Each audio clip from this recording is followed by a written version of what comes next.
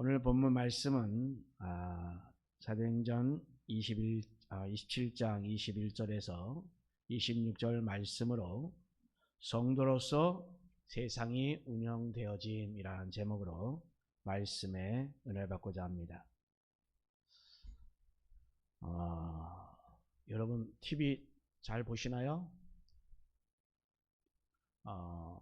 지난번에 끝났는지 안 끝났는지 모르지만 끝났겠죠? TVN에서 방영하던 드라마 정년이라는 그러한 프로그램을 보게 되면 그 내용이 뭐냐면 시골 소녀 윤정년이 바로 이 소리에 대한 꿈을 이루어가는 그러한 과정들을 보여주고 있습니다.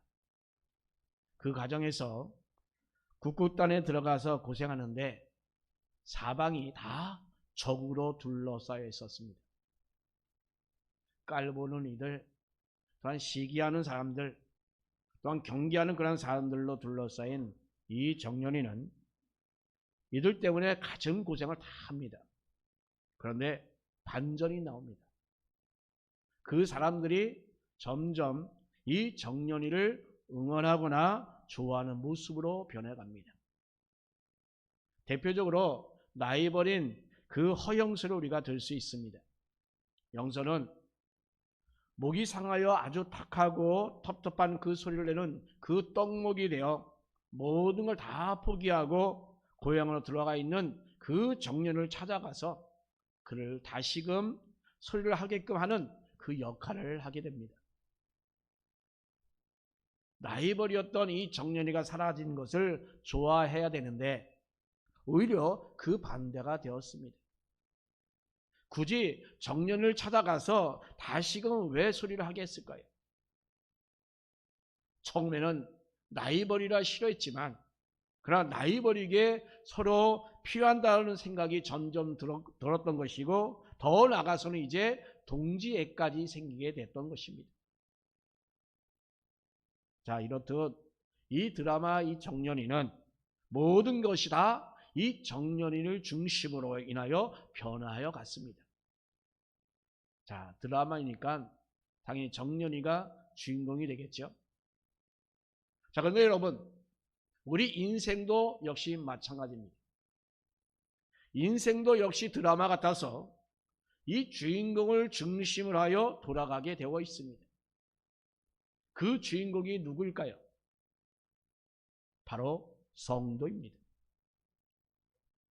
세상은 지금 악한 사람이 권세를 잡고 또 승승장구해서 그들이 마치 주인공 같지만 그러나 실상은 그렇지 않습니다.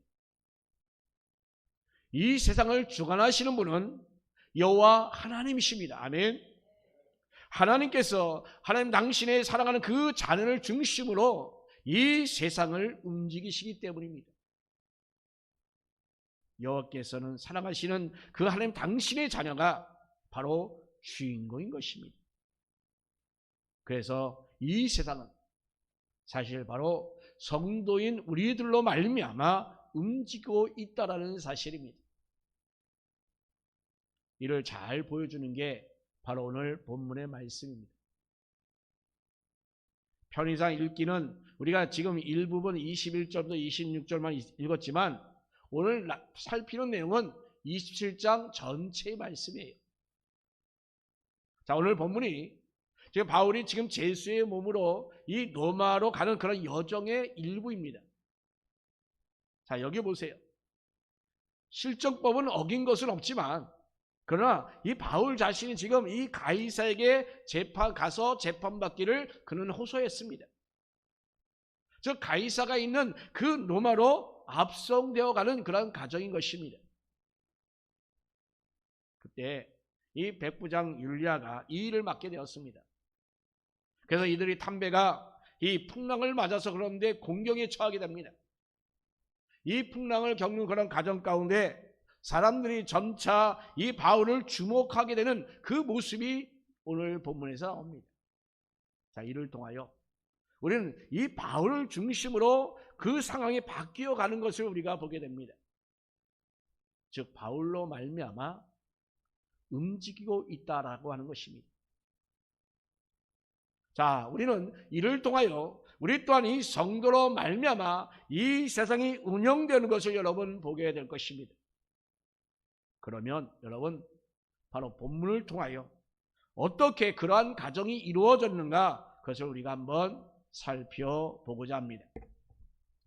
자, 먼저 첫 번째는 처음에는 바울의 말이 먹히지 않았습니다. 자, 바울이 지금 죄수이긴 하지만 평범한 죄수는 아니었습니다. 그는 자발적으로 죄수였습니다. 그래서 어느 정도는 그는 자유로웠던 것입니다. 사람을 만나는 것이나 또 책임자인 백부장에게 말하는 것 등등에서 볼 때 정말 자유로운 그런 모습 가운데서 보여주는 그것이 바로 이를 증명할 수 있습니다. 그리고 또한 바울과 동행한 이 아리스도가가 있습니다. 이 아리스도가는 죄수가 아니었습니다. 그런데 그는 바울의 동역자로서 바울의 그 고난의 그 여행길에 그는 자원하여 함께하게 된 것입니다. 자, 이렇게 동행도 함께 데리고 갈 수 있을 정도로 이 바울은 자유로웠다는 것입니다. 이런 바울의 인격이 정말로 믿을 만한 모습이라는 이 점도 반영이 된 것 같습니다. 자, 어쨌든 이런 여정 가운데 그에 대해 미양에 이르렀을 때입니다. 백부장 율료는 이 넘어가는 일정상 그래서 출항하려고 합니다. 자, 그런데 사실 이 미양까지 오면서 그는 쉽지 않은 그 항해를 하였습니다. 풍랑 때문에 더디게 항해를 하였고 또 간신히 이 미양에 도착하였던 것입니다. 이러는 가운데 그들의 금식하는 절기가 다 지나가 버렸습니다. 자, 그래서 이 바울은 이 항해에 위험하다고 판단하고는 백부장에게 말합니다. 이번 항해 때 이 화물과 배뿐만 아니라 배에 탄 모든 사람들 생명까지 정말 해를 받을 것이다 라고 그렇게 경고해 말을 합니다. 자, 바울이 이렇게 이야기하는 이유는 바로 금식하는 절기가 끝났기 때문입니다. 자, 금식하는 절기는 속죄일을 가리킵니다. 그런데 이것은 오늘날 바로 9월에서 10월 초에 해당되는 그 시기입니다. 자, 이때는 어떤 현상이 있냐면 이 고대 지중해에는 바람이 아주 강해지고 또 날씨가 굉장히 험해서 항해가 아주 매우 위험한 그런 시기인 것입니다. 바로 이 금식 절기가 끝나는 대로 바로 그때가 바로 이 시점인 것입니다. 자, 바울은 여러 번 배로 전도 여행을 하면서 이곳을 지나갔습니다. 그렇기 때문에 이러한 특성을 너무나도 잘 알고 있었던 것입니다. 그래서 책임자인 백부장에게 출항하지 말 것을 아주 강하게 권유하였습니다. 자, 그런데 이때 선장과 선주는 다른 말을 합니다. 자, 미양은 겨울 나기에는 아주 불편한 항구이기 때문에 가능한 한 더 빨리 항해하여 그 베넥스에 가서 겨울 나는 것이 좋다라고 이렇게 말합니다. 당연히 그들의 말은 정말 합리적인 말입니다. 왜냐하면 이 미양은 남동쪽과 남서쪽으로 열려있기 때문에 이 겨울에서의 찾아오는 그 강한 북서풍을 그것을 막아주지 못하기 때문입니다. 그러니까 그 겨울의 그 거센 바람을 그대로 맞이할 수밖에 없는 곳이었습니다. 게다가 미양은 아주 작은 항구입니다. 그렇기 때문에 그 큰 배가 오랜 시간 머물러 있기에는 여러 가지로 불편할 수밖에 없었습니다. 그러나 그 반면에 이 베니스항은 한쪽은 서남을 그리고 또 다른 한쪽은 서북을 향하여 있어서 이 미양에 비하면 바람과 그 파도로부터 정말 안전하게 보호받을 수가 있었습니다. 그리고 또 항구의 그 규모도 그 크기에 이 미양보다는 안전하고 정말 편리하게 그 겨울을 날 수 있는 곳이 바로 베네스 항이었습니다. 자, 그러니까 가능하다면 이 미양보다는 바로 이 베니스 항으로 가서 그 겨울을 나는 것이 정말로 합리적이었을 것입니다. 더구나 이 선장과 선주는 바다 사람이기 때문에 이 시기가 바로 바다가 어떤지 너무나도 잘 알고 있었고, 그 당시의 일기 상황으로 볼 때에도, 경험적으로 볼 때에도 이 베네스로 가기 전까지 큰 풍랑이 일 것 같지 않았던 것입니다. 그래서 이 백부장은 이 바울의 말보다는 이 선장과 그 선주의 말을 더 믿게 되었습니다. 그래서 출항을 명령합니다. 자, 여기서 우리 세상은 원래 이렇습니다. 성도들 말보다는 세상 사람들이 그 말을 더 신뢰하는 것을 우리가 보게 됩니다. 더구나 이 합리성을 따지다 보면 이 세상 사람들의 그 말이 더 신뢰적이다라고 우리가 받아들일 수 있습니다. 그리고 이 세상 사람들은 성도가 하는 말에 귀를 막는 경우가 너무나도 많이 있습니다.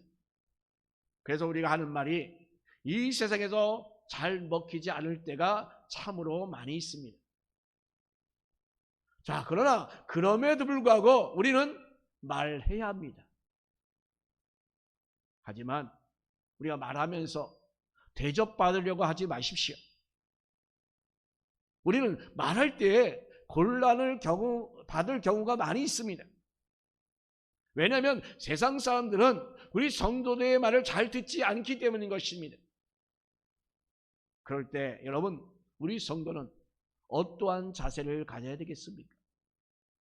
그 듣지 않는 자들을 정죄하지 마시고 그들을 위하여 우리는 기도하는 자세를 가져야 합니다. 그리고 하나님의 뜻이 이루어지기를 여러분 기도하시기 바랍니다. 두 번째로, 하나님께서는 바울을 가이사 앞에 세우시려는 것을 우리가 보게 됩니다. 자, 여러분, 지금 이 풍랑 때문에 그 일하는 모든 일들 가운데서 하나님의 그 역사심을 우리가 보게 됩니다. 풍랑이 어느 정도인지 그것을 강풍이라고 했습니다. 즉, 바로 유라굴라는 이 강풍의 이름입니다. 그리고 이 바람은 뭐냐? 이 강풍이라고 말할 정도로 정말로 통제가 되지 않는 그러한 바람이었던 것입니다. 이 바람 때문에 배가 컨트롤할 수 없는 그런 상태가 되어서 그저 그냥 바람대로 떠밀려가는 신세가 되어버렸던 것입니다. 그래서 배를 상하게 하지 않으려고 간신히 즉 도시 없는 작은 배를 바로 배로 끌어내려서 밧줄을 묶습니다. 유사시에는 이거라도 타고 탈출해야 되니까 그렇게 장착을 합니다. 자, 그런데 배가 점점 그 스르디스, 즉 말하자면 이 해안에 돌출된 그런 모래톱에 걸릴 것 같았습니다. 이 스르디스는 당시에 해안가에 있는 그 모래톱으로서 여기에 걸리게 되면 배는 오도 가도 못하는 그런 신세가 되어버리기 때문입니다. 자, 그래서 이 배를 정말 가볍게 하려고 그 배 안에 있는 연장들 모두 다 바다에 버렸습니다. 그래서 풍랑이 정말 더욱더 거세졌습니다. 그래서 이 배에 있던 그 짐들도 전부 다 바다에 던져버립니다. 그냥 어떻게 해서든지 정말 배를 가볍게 하려고 버릴 수 있는 거 다 버리는 그러한 것이 되었습니다. 그러나 결국은 어떤 지경이 되었습니까? 20절 말씀에 여러 날 동안 해도 별도 보이지 아니하고 큰 풍랑이 그대로 있음에 구원의 여망마저 없어졌더라 라고 했습니다. 자, 여러분, 그들은 이 배에서 할 수 있는 다 했습니다만 그들은 해도 별도 보이지 않을 정도로 풍랑은 계속되었습니다. 그 결과로 그들은 죽음을 생각할 수밖에 없는 그런 지경에 이르게 되었던 것입니다. 강풍을 만나서 배를 파손한 것이 다름없고 그 배에 있던 사람들은 모두 다 죽은 거라 다름이 없었던 것입니다. 아무리 손을 써도 그 문제가 해결되지 않을 때에 여러분 절망이 얼마나 크겠습니까? 그들은 이미 죽음을 맛보고 있는 것입니다. 자, 그런데 여러분, 우리는 그 결말을 너무나 잘 알고 있잖아요. 자, 비록 그 배는 파손했지만 그 배 안에 있던 사람들은 정말로 그런데 한 사람도 죽지 아니하고 전부 다 이 멜리데 섬에 오르게 되었다는 것입니다. 자, 여러분, 여기서 우리 하나님께서 왜 그들을 구원하셨는가를 우리는 분명히 생각해 봐야 할 것입니다. 왜 구원하셨을까요? 백부장 울리아를 구원하기 위해서입니까? 아니면 선장을 구원하기 위해서입니까? 아니면 선주를 구원하기 위해서입니까? 아닌 것입니다. 우리 하나님께서는 그들을 살릴 이유가 분명히 있습니다. 오늘 본문을 읽은 말씀이 뭐예요? 바울을 가이사 앞에 서게 하기 위해서입니다. 아멘. 바로 이 바울 때문에 바로 그 배를 파손케 하지 않고 그 많은 사람들 다 구원에 이르게 한 것입니다. 그 풍랑 속에서 이 바울이 이렇게 말하잖아요. 바울아, 두려워하지 마라. 내가 가이사 앞에 서야 하겠고 라고 이렇게 24절에 말씀하잖아요. 예, 맞습니다. 여러분, 우리 하나님께서는 이 바울을 살리고자 그들에게 그 살 길을 열어 주었던 것입니다. 그리고 이 바울을 살리신 이유는 바울을 로마 가이사에게 보내셔서 그 복음을 전하게 하기 위함이었던 것입니다. 아멘. 이 바울 말 그대로 바울과 배 안에 있던 모든 자들이 다 살아난 것입니다. 자, 여러분, 우리는 여기서 우리 하나님께서 당신의 사명을 주신 그 자가 그 사명을 감당하기까지는 끝까지 살려주신다는 사실을 여러분 분명히 생각해야 합니다. 우리 어르신 권사님, 나는 왜 안 데려가시나요? 한탄하지 마십시오. 고통과 아픔 때문에 힘들지만 그럼에도 우리 하나님께서 여러분을 데려가지 않는 이유가 있습니다. 그게 뭡니까? 바로 사명이 아직도 남아있기 때문인 것입니다. 나는 나이가 들어서 다리가 불편해서 몸이 아파서 다 하나님 앞에는 아무것도 아닙니다. 여러분을 통하여 주신 그 사명을 감당케 하기 위하여 여러분의 생명을 우리 하나님께서 붙들고 계신 것입니다. 아멘. 왜냐하면 하나님 그 당시 하나님의 그 뜻은 반드시 이루어져야 하기 때문인 것입니다. 그래서 하나님께서는 당신의 일을 맡기신 그 사명자들 책임져 주시는 것입니다.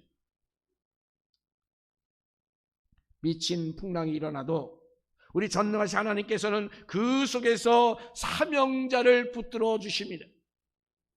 우리가 어떤 어려움을 당한다 할지라도 우리가 확신할 수가 있는 것은 바로 이러한 부분인 것입니다. 우리 하나님께서는 우리에게 맡겨진 그 사명을 감당할 때까지 우리를 붙들어 주십니다. 아멘. 그러니 여러분, 이 풍랑 속에서도 평안함을 가질 수 있어야 합니다. 어떤 세상 어떤 풍랑이 나에게 닥친다 할지라도 우리는 결코 흔들릴 필요가 없습니다. 물론 내가 힘들고 고통스러울 수 있습니다. 그러나 결국은 하나님께서 인도하시는 것을 바라보면서 우리는 감당해 나가야 될 줄로 믿습니다. 여러분, 우리가 대단한 인물이 되어서가 아닙니다. 우리 하나님께서 전능하시고 진실하시기 때문인 것입니다.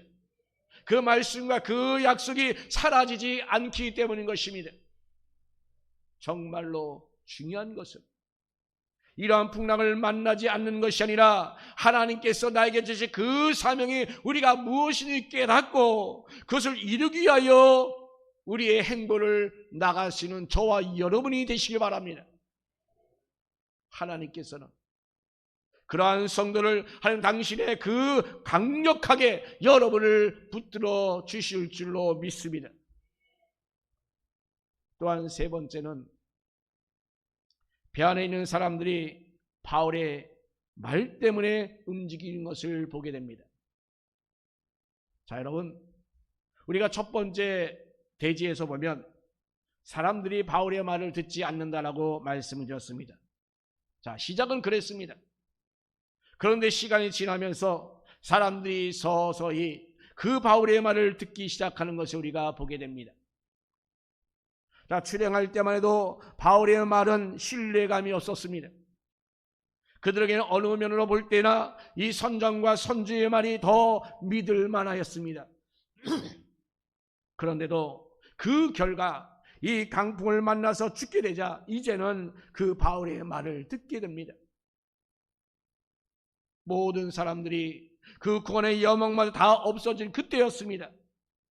풍랑에서 살겠다고 이것저것 하느라 나는 여러 날 동안 그들은 아무것도 먹지 못하고 그들 가운데서 그런 허기지고 지친 가운데서 이 바울의 이야기를 듣습니다.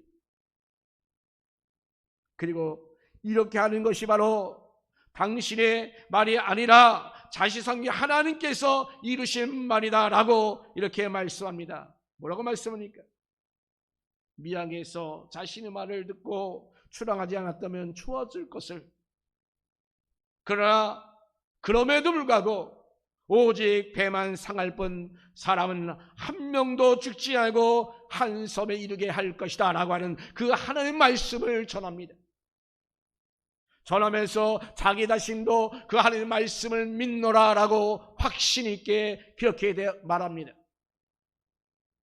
자, 여러분, 이때는 사람들이 조용히 그 바울의 말을 집중해서 듣습니다. 바로 큰 변화 아닙니까? 한층 더 변화된 모습이 곧 나타납니다. 그것은 바로 풍랑으로 고생한 지 14일째가 되는 날, 육지에 가까워지는 것 같아지자 선원들이 자신들만 살겠다고 몰래 그 거룻배를 내려서 도망을 하려고 합니다. 이때 바울이 백부장에게 말하기를 배 안에 있지 않은 사람에 대하여 생명을 책임질 수 없다라고 이렇게 말합니다. 그러다 백부장이 그 거룻줄을 잘라서 그 거룻배를 그냥 바다에 버려버립니다. 자, 여러분, 전에는 선장과 선지의 말을 믿었던 이 백부장 율료가 어느새 바울의 말을 신뢰하게 되었던 것입니다. 이어서 바울은 그 공포에 쌓인 이들에게 자, 이제는 안심하라 라고 하면서 음식을 먹으라 라고 말합니다. 그러면서 그는 떡을 가져다가 축사하고 그 떡을 나눠줍니다. 그러자 사람들은 그동안 먹을 생각조차 못했었는데 그 바울의 말에 따라서 전부 다 떡을 받아 먹습니다. 정말 그들은 안심하고 그 떡을 받아 먹었던 것입니다. 자, 이렇게 사람들도 바울로 인하여 그들은 안심하게 되었고 그리하여 바울의 말을 듣고 있었던 것입니다. 날이 셀 때 보니까 해안이 저만치 보입니다. 그래서 그리로 갈 생각으로 닷줄을 딱 끊었는데 그만 두물머리를 만납니다.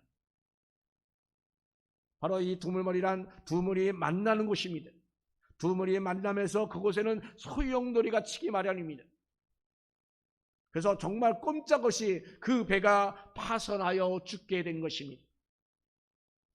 그러자 병사들이 백부장에게 얘기합니다.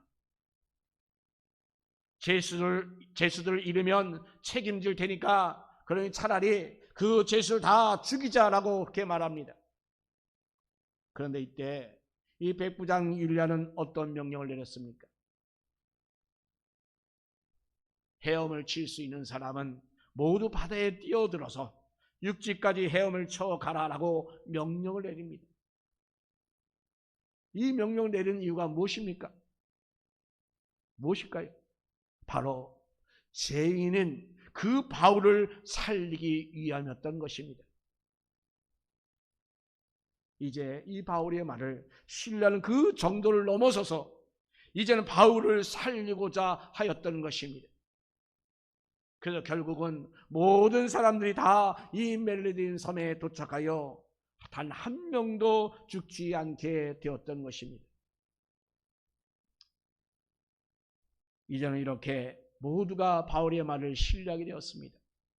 그리고 아예 바울 중심으로 모든 것이 다 이루어지게 된 것입니다. 이것이 그냥 이루어진 것입니까?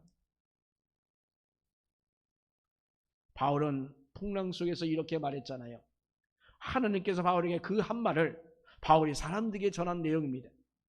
23절 24절 말씀, 내가 속한 바 곧 내가 섬기는 하나님의 사자가 어젯밤에 내 곁에 서서 말하되 바울아 두려워하지 말라. 내가 가이사 앞에 서야 하겠고 또 하나님께서 너와 함께 항해하는 자들 다 내게 주셨다 하였으니 라고 했습니다.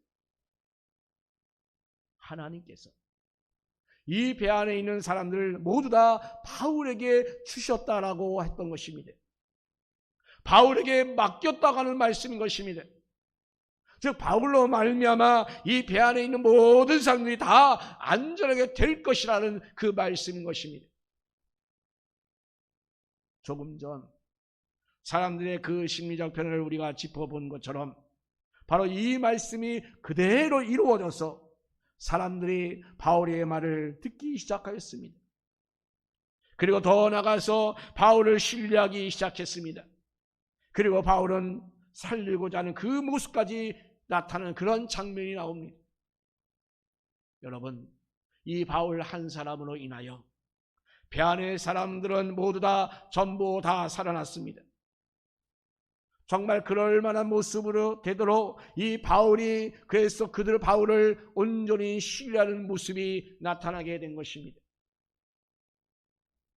사랑하는 성도 여러분, 우리 성도들 또한 이 세상에 살아가면서 우리는 배척받을 수가 있습니다.